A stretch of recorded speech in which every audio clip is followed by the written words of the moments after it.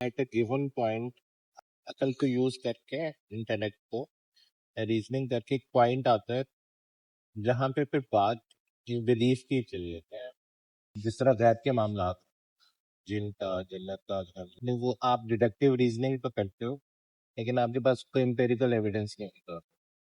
اور میں اس میں سوچتا ہوں کہ میں نے اپنی عقل کو استعمال کر کے پرانے مطلب پڑھتی ہے اس کے دلائل کو فرق کیا، یہ نتیجہ نکالا کہ یہ اللہ کی کتاب ہے، اس کے لانے والے اللہ کی طرف.